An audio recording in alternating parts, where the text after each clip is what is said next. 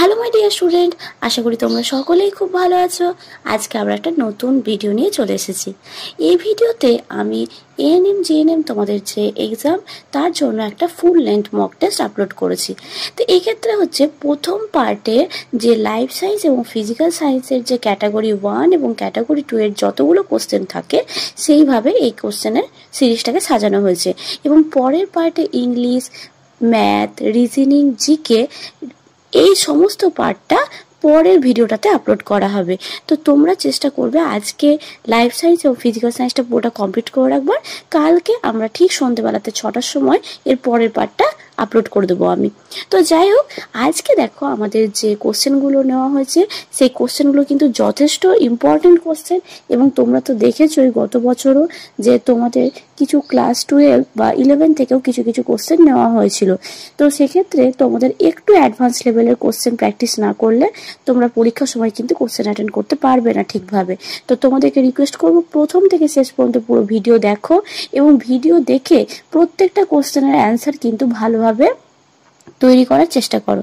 দেখো, প্রথম যে আজকের প্রশ্নটিতে বলা হচ্ছে, যদি একটি সপুষ্পক উদ্ভিদের ডিপ্লয়েড ক্রোমোজোম সংখ্যা 12 হয় তাহলে 6 ক্রোমোজোম সংখ্যা দেখা যাবে কোথায়? অপশানে কি দেওয়া হয়েছে? অপশানে দেওয়া হয়েছে কি না, তো বীজতকে, শস্য কোষে, পাতার কোষে, নাকি সহকারী কোষদ্বয়। এবার এখানে দেখো যে ডিপ্লয়েড ক্রোমোজোম সংখ্যা অর্থাৎ কি 2n ইজ ইকুয়ালস টু 12, তাহলে 2n ইজ ইকুয়ালস টু যদি 12 হয় তাহলে n ইজ ইকুয়ালস টু কত হবে? 6 হবে। এবং n ইজ ইকুয়ালস টু 6 এটা কোথায় দেখা যাবে না, তো হচ্ছে সহকারী কোষদ্বয়ের ক্ষেত্রে। নেক্সট 2 নম্বর প্রশ্নে বলা হচ্ছে, কর্পাস লিউটিয়াম ক্ষরণ করে ইস্ট্রোজেন, প্রোজেস্টেরন, লিউটিনাইজিং হরমোন এবং ফলিকল স্টিমুলেটিং হরমোন, নাকি হচ্ছে প্রোল্যাকটিন। তো এখানে অ্যান্সার হয়ে যাবে কর্পাস লিউটিয়াম ক্ষরণ করে প্রোজেস্টেরন। নেক্সট 3 নম্বর প্রশ্নে বলা হচ্ছে, যৌন সংসর্গে সংক্রামিত একটি রোগ হলো। অর্থাৎ কি যৌন সংসর্গ অর্থাৎ যৌন মিলনের ফলে অনেক সময় বিভিন্ন ধরনের রোগ দেখা যায়। এখানে 4টে উদাহরণ দিয়েছে, যেমন হচ্ছে ব্রঙ্কাইটিস। এটা তোমরা জানো যে ব্রঙ্কাইটিস এই ধরনের রোগের মধ্যে পড়ে না, এবং তোমরা আমাকে কমেন্টে জানিও যে এই ব্রঙ্কাইটিস কি কারণে এই রোগটা হয়ে থাকে। নেক্সট সিফিলিস, থার্ড রয়েছে ক্যান্সার, ফোর্থ হচ্ছে অ্যানজাইনা। তো এখানে হচ্ছে সিফিলিস হচ্ছে যৌন সংসর্গে সংক্রামিত একটি রোগ, আর ক্যান্সার তো তোমরা জানোই। তো তারপর 4 নম্বর প্রশ্নটি দেখো, কোন তঞ্চন অর্থাৎ এখানে কোন রক্ততঞ্চন ফ্যাক্টরের অভাবে হিমোফিলিয়া এ রোগটি হয়? ফ্যাক্টর 7, ফ্যাক্টর 8, ফ্যাক্টর 9, নাকি হচ্ছে ফ্যাক্টর 10? তো এখানে আমাদের 4 নম্বর প্রশ্নের উত্তরটি হয়ে যাবে ফ্যাক্টর 8 এর অভাবে হচ্ছে হিমোফিলিয়া এ রোগ হয়। নেক্সট কোশ্চেনটা দেখো, খুব ভালো কোশ্চেন একটা। ওকাজাকি ফ্র্যাগমেন্টস, এই কথাটা হয়তো তোমরা পড়েছো। তো ওকাজাকি ফ্র্যাগমেন্টস নিম্নলিখিত কোন বিষয় অবদানের জন্য খ্যাত? ট্রান্সক্রিপশন, ট্রান্সলেশন, ডিএনএ রেপ্লিকেশন, নাকি পরিব্যক্তি? তো ওকাজাকি হচ্ছে খণ্ডক, এটি হচ্ছে কি ডিএনএ রেপ্লিকেশন এই বিষয়টির অবদানের জন্য খ্যাত। নেক্সট 6 নম্বর প্রশ্নে বলা হচ্ছে, যৌগতমের উদ্বর্তন কথাটি কে ব্যবহার করেছিলেন? তো এখানে অপশনে দেওয়া হচ্ছে বিজ্ঞানী ডারউইন, স্পেন্সার, ল্যামার্ক, হুগো দা ভ্রিস। এখানে অ্যান্সার হয়ে যাবে যৌগতমের উদ্বর্তন কথাটি ব্যবহার করেছিলেন বিজ্ঞানী ডারউইন। নেক্সট তারপর 7 নম্বর কোশ্চেনটি খুব ভালো একটা ইম্পর্টেন্ট কোশ্চেন। দেখো বলা হচ্ছে, কোনটি নালী জমি? 2n+1, 2n-2, 2n+1+1, নাকি 2n+2? তো এখানে হয়ে যাবে যে নালী জমি এটা হচ্ছে কোন ঘটনাটাকে বোঝায়? যখন 2n-2 এইটাকে নালী জমি বোঝানো হয়। নেক্সট 8 নম্বর প্রশ্নে বলা হয়েছে, পোলট্রির একটা ভাইরাস ঘটিত রোগের নাম কি? সালমোনেলোসিস, কোরাইজা, নিউক্যাসল ডিজিজ, নাকি পাস্তুরেলোসিস? তো এটাকে বলা হয় নিউক্যাসল ডিজিজ।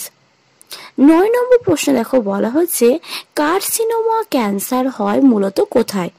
ইক্টোডার্ম ও এন্ডোডার্মে, লিম্ফোসাইটে, শ্বেত রক্তকণিকায় নাকি লোহিত রক্তকণিকায়? এখানে অ্যান্সার হয়ে যাবে যে কার্সিনোমা যে ক্যান্সারটা সেটি মূলত হয়ে থাকে হচ্ছে কোথায় না, তো এক্টোডার্ম এবং এন্ডোডার্মে। নেক্সট 10 নম্বর প্রশ্নে বলা হচ্ছে একটা কোষ থেকে যখন অপর কোষে জিনের স্থানান্তরকরণের জন্য যে জেনেটিক ইঞ্জিনিয়ারিং এ ব্যবহার করা হয়ে থাকে সেটা হচ্ছে কি ভাইরাস, প্লাজমিড, প্রোব নাকি ভেক্টর? তো এখানে অ্যান্সার হয়ে যাবে যে এটি হচ্ছে কি প্লাজমিড ব্যবহার করা হয়ে থাকে। নেক্সট 11 নম্বর প্রশ্ন দেখো বলা হচ্ছে কোন উৎসেচকের দ্বারা নিউক্লিক অ্যাসিড খণ্ডিত হয়? লাইগেজ, প্রোটিয়েজ, নিউক্লিয়েজ নাকি পলিমারেজ? তো এটি হচ্ছে কি নিউক্লিয়েজ হচ্ছে কি উৎসেচক দ্বারা নিউক্লিক অ্যাসিড খণ্ডিত হয়। নেক্সট 12 নম্বর প্রশ্নে বলা হচ্ছে ধোঁয়াশার প্রথম উপাদান কি? ধোঁয়াশা যেটা হচ্ছে আমরা বলে থাকি স্মগ, তো কুয়াশা আলাদা জিনিস, ধোঁয়াশা আলাদা জিনিস। মানে যখন হচ্ছে যে এবার বলেছে যে পিপিএন, পিবিএন, অক্সিজেন, প্যান নাকি বিওসি উভয়? প্রথম কথা বলে দিই যে প্যানের ফুল ফর্ম কি? পারক্সি অ্যাসিটাইল নাইট্রেট। তো এখানে হচ্ছে ধোঁয়াশার যে মেন উপাদান সেটা হচ্ছে কি পারক্সি অ্যাসিটাইল নাইট্রেট বা প্যান যেটাকে আমরা বলে থাকি। নেক্সট 13 নম্বর প্রশ্ন দেখো ডেট্রিটাস খাদ্য শৃঙ্খল শুরু হয় কাদের দ্বারা? তোমরা জানো ডেট্রিটাস মানে কি যে খাবারগুলো কি হয়েছে পচে গেছে, গলে গেছে, সেই খাবারগুলোতে প্রথমে সবার আগে কারা সেই সমস্ত খাবারগুলো খায়? সেটা হচ্ছে কি ব্যাকটেরিয়া। তো এখানে অ্যান্সার হয়ে যাবে কি শুরু হয় ব্যাকটেরিয়ার দ্বারা। তারপর 14 নম্বর প্রশ্নে বলা হয়েছে মৃত্তিকার কোন হরাইজনকে সাবসয়েল বলা হয়? দেখো মৃত্তিকার অনেকগুলো ধাপ রয়েছে, তো সেখানে সাবসয়েল বলা হয়ে থাকে। যেমন এখানে অপশন দেওয়া হয়েছে এ হরাইজন, বি হরাইজন, ও হরাইজন নাকি সি হরাইজন? তো এখানে অ্যান্সার হয়ে যাবে বি হরাইজনকে সাবসয়েল বলা হয়ে থাকে। নেক্সট চলো আমরা 15 নম্বর কোশ্চেন দেখে নিই। 15 নম্বর কোশ্চেনে দেখো বলা হয়েছে কোরক গঠিত হয় কোথায়? অ্যামিবায়, ইউগ্লিনায়, হাইড্রায় নাকি স্পঞ্জে? তো এখানে অ্যান্সার হয়ে যাবে কোরক গঠিত হয় হচ্ছে হাইড্রায়। নেক্সট শুক্রাণুর মস্তকে কি থাকে? মাইটোকন্ড্রিয়া, কুসুম, নিউক্লিয়াস নাকি হচ্ছে সেন্ট্রোজোম? তো এখানে অ্যান্সার হয়ে যাবে যে শুক্রাণুর মস্তকে থাকে হচ্ছে কি নিউক্লিয়াস। তারপর দেখো বলা হচ্ছে কপার টি বা লুপ প্রতিরোধ করে ডিম্ব নিঃসরণ, নিষেক, জাইগোটের গঠন নাকি ক্লিভেজ? তো এখানে অ্যান্সার হয়ে যাবে কপার টি বা লুপ প্রতিরোধ করে নিষেক। এরপর দেখো মানুষের এবিও রক্ত গ্রুপ গঠনের কারণ কি? কেন এই এবিও রক্ত গ্রুপ গঠন হয়েছিল? যে কোনো তো একটা ধরনেরই হতে পারতো বা দু ধরনের হতে পারতো, তো এত মাল্টিপল ধরনের যেমন এ প্লাস বা যেটাকে আমরা বলতে থাকি এ positive, B positive, A B positive, A B negative, O positive, O negative etcetera, এই যে এগুলো হয়ে থাকে এগুলোর পিছনে কারণটা কি? মাল্টিপল অ্যালিল, অসম্পূর্ণ প্রকটতা, প্লিওট্রপিক জিন নাকি পলিজেনিক সঞ্চারণ? তো এখানে অ্যান্সার হয়ে যাবে যে মানুষের এবিও রক্তের গ্রুপ গঠনের কারণ হচ্ছে মাল্টিপল অ্যালিল। নেক্সট কোশ্চেন চলো দেখো বলা হচ্ছে যে মানবেরা প্রথম ঋজু ভাবে দাঁড়াতে সক্ষম তারা হলো। দেখো এই কোশ্চেনটা কিন্তু তোমাদের ক্লাস 12 থেকে নেওয়া হয়েছে। এই কোশ্চেনটা মূলত তোমাদের যেটা রয়েছে ক্লাস 10-এ সেটা কিন্তু ঘোড়া দিয়ে দেখানো হয়েছে। তো এখানে বলা হয়েছে যে প্রথম ঋজু ভাবে, মানে ঋজু মানে সোজাভাবে দাঁড়াতে সক্ষম মানুষ হচ্ছে কি জাভা মানব। নেক্সট 6 নম্বর প্রশ্নটি দেখো, এটি তোমাদের ক্লাস 9-এর বইয়ে ম্যালিগন্যান্ট ম্যালেরিয়ার পরজীবীর নাম জানতে চাওয়া হয়েছে। এটা হচ্ছে কি প্লাজমোডিয়াম ফ্যালসিপেরাম। কারণ কি তোমরা জানো যে ম্যালেরিয়া রোগের জন্য দায়ী হচ্ছে 4টে পরজীবী রয়েছে, সেটা হচ্ছে কি plasmodium vivax, plasmodium ovale, plasmodium malariae, আর একটা হচ্ছে প্লাজমোডিয়াম ফ্যালসিপেরাম। তো এই ম্যালিগন্যান্টের জন্য হচ্ছে plasmodium falciparum. Next question 7 number, এই পরের কোশ্চেনটি দেখো বলেছে যে অ্যালার্জির দরুন যে ইমিউনোগ্লোবিউলিনের মাত্রা বৃদ্ধি পায় তা হলো আইজিজি, আইজিএ, আইজিএম নাকি আইজিই? তো অ্যালার্জির দরুন যে ইমিউনোগ্লোবিউলিনের মাত্রা বৃদ্ধি পায় তা হলো আইজিই। নেক্সট দেখো একটি ননসেন্স বা টার্মিনেশন কোডন কি, এটাও কিন্তু ক্লাস 12-এর পোর্শন থেকে নেওয়া হয়েছে এই কোশ্চেনটা। তো এই ননসেন্স বা টার্মিনেশন কোডন অপশন দেখো রয়েছে সিসিসি, ইউএএ, জিসিজি নাকি এইউজি। প্রথম কথা বলে দিই, এখানে যে ইউ রয়েছে, ইউ মানে কি ইউরাসিল, এ মানে কি অ্যাডিনিন, জি মানে গুয়ানিন, সি মানে সাইটোসিন। তো এখানে অপশন হয়ে যাবে ইউএএ, ইউরাসিল অ্যাডিনিন অ্যাডিনিন। এটাই হচ্ছে কি টার্মিনেশন কোডন বা ননসেন্স কোডন বলা হয়ে থাকে। নেক্সট, বিটি তুলোর ক্ষেত্রে এই বিটিটা কি জিনিস? ব্যাসিলাস টমেন্টোসা, ব্যাসিলাস থুরেনজেনেসিস, বায়োটেকনোলজি নাকি ব্যাসিলাস মাইকয়েডিস। প্রথমত দেখো ব্যাসিলাস মাইকয়েডিস তো অ্যান্সার হবেই না, কারণ এটা বিএম। তো এখানে অ্যান্সার হয়ে যাবে ব্যাসিলাস থুরেনজেনেসিস। তো এই বি হচ্ছে এটা সঠিক উত্তর। নেক্সট কোশ্চেন বলা হয়েছে দেখো যে ডিএনএ ব্যতিরেক মানে ছাড়া ব্যাকটেরিয়াল নিউক্লিয়েডে যে চক্রাকার এক্সট্রা ক্রোমোজোমাল ডিএনএ থাকে তাকে বলা হয় প্লাজমিড, মেসোজোম, ক্রোমোজোম নাকি সব কয়টি। তো এখানে এটাকে বলা হয়ে থাকে প্লাজমিড। এরপরের কোশ্চেন দেখো, এখানে বলা হয়েছে কোনটি জাঙ্গল উদ্ভিদের বৈশিষ্ট্য নয়? স্পঞ্জি প্যারেনকাইমা, পুরু কিউটিকল, সুদৃঢ় যান্ত্রিক কলা নাকি কোনোটি নয়।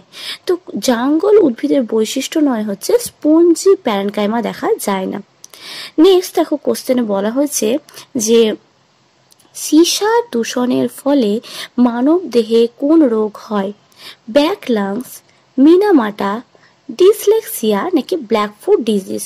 তো সীসার দূষণের ফলে মানব দেহের যে রোগ হয় তার নাম হচ্ছে কি ডিসলেক্সিয়া।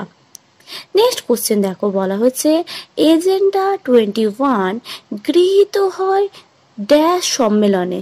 এখানে হয়ে যাবে দেখো অপশন দিয়েছে কি স্টকহোম সুইডেনে, রিও ডি জেনেরিও ব্রাজিলে, নাইরোবি কেনিয়া নাকি সিডনি অস্ট্রেলিয়া।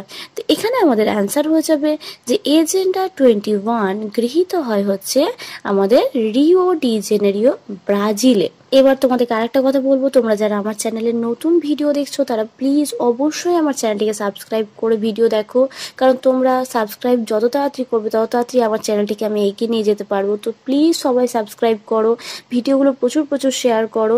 তোমরা যে ভিডিওগুলো দেখছো আশা করছি এখান থেকে কিছু না কিছু অল্প হলেও তোমাদের হেল্প হচ্ছে। তো প্লিজ প্লিজ সবাই সাবস্ক্রাইব করো, শেয়ার করো ভিডিওগুলো, লাইক কমেন্টের মাধ্যমে জানাতে ভুলো না যে এই সিরিজগুলো তোমাদের কেমন লাগছে। তো নেক্সট 28 নম্বরের কোশ্চেন চলো দেখে নিই।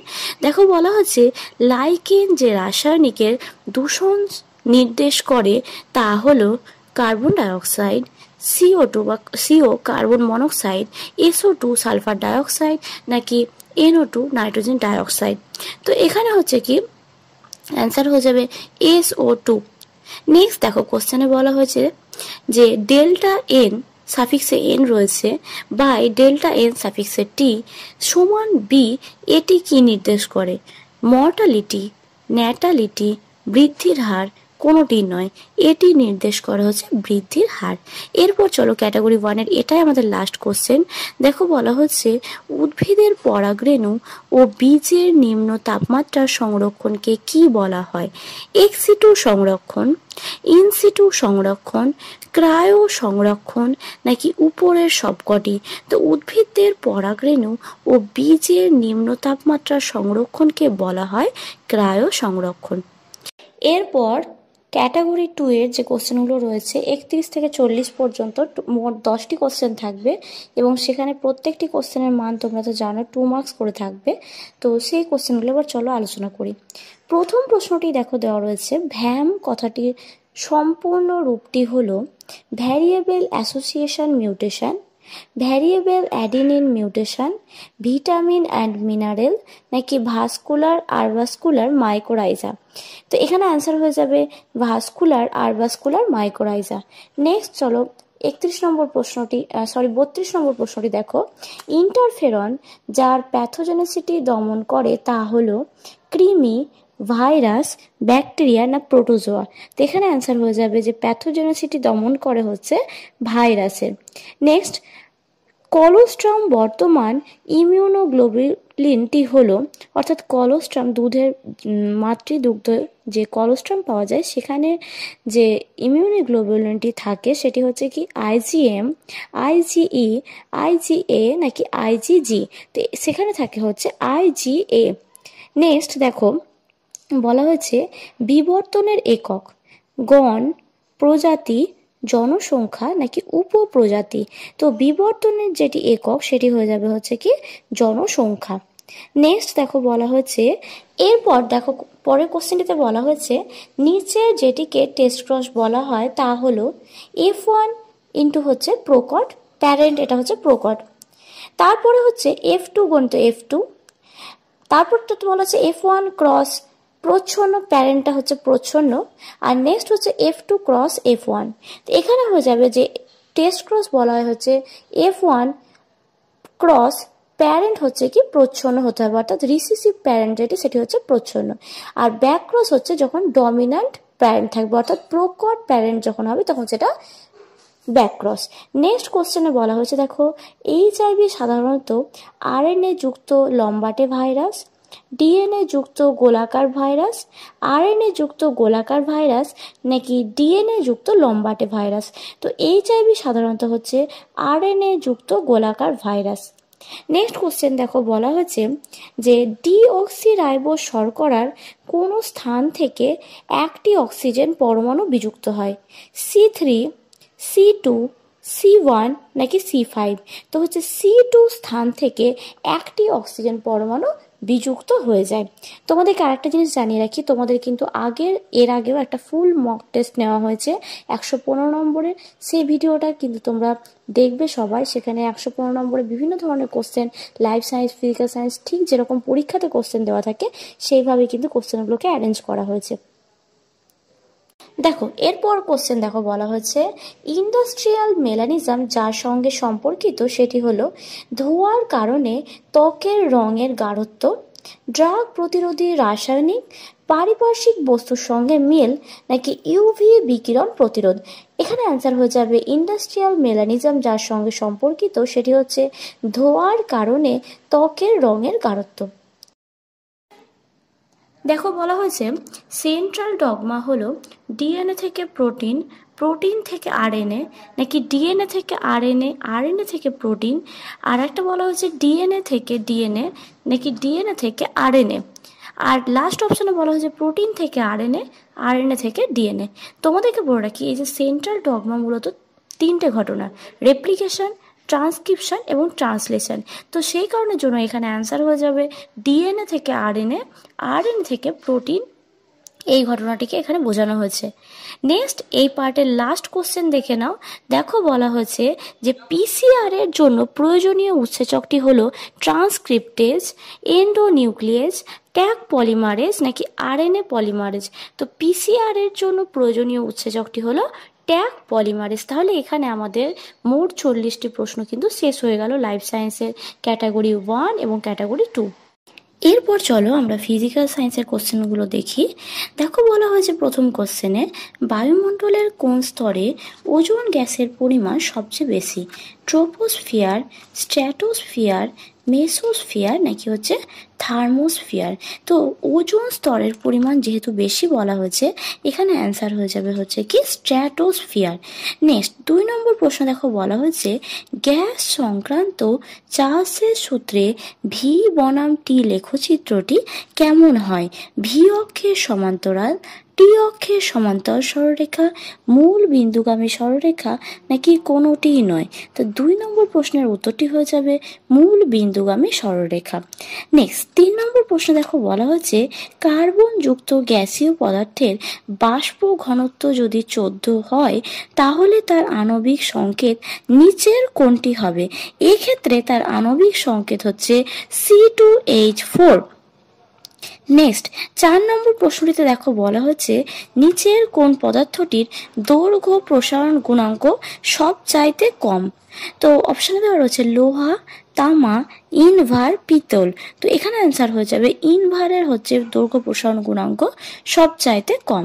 নেক্সট 5 নম্বর প্রশ্নে দেখো বলা হয়েছে নিচের কোন জোটটি সাদা আলোর বিশুদ্ধ বর্ণালীর দুটি প্রান্তিক বর্ণ, লাল ও সবুজ, লাল ও বেগুনি, বেগুনি ও হলুদ, নাকি নীল ও আকাশী। তো এখানে অ্যান্সার হয়ে যাবে 5 নম্বরের যে লাল ও বেগুনি। নেক্সট তারপর পরের কোশ্চেনটায় দেখো আলোর প্রতিসরণে অপরিবর্তিত থাকে আলোর গতিবেগ, তরঙ্গ দৈর্ঘ্য, কম্পাঙ্ক নাকি তীব্রতা। তো আলোর প্রতিসরণে অপরিবর্তিত থাকে হচ্ছে কি যে কম্পাঙ্ক। নেক্সট কোশ্চেন দেখো বলা হয়েছে প্রদত্ত রাশিগুলির মধ্যে ভোল্ট কোনটি, কুলম্ব সেকেন্ডে, অ্যাম্পিয়ার ওহম ইনভার্স, নাকি হচ্ছে ওহম অ্যাম্পিয়ার। এখানে অ্যান্সার হয়ে যাবে যে অ্যাম্পিয়ার ওহম।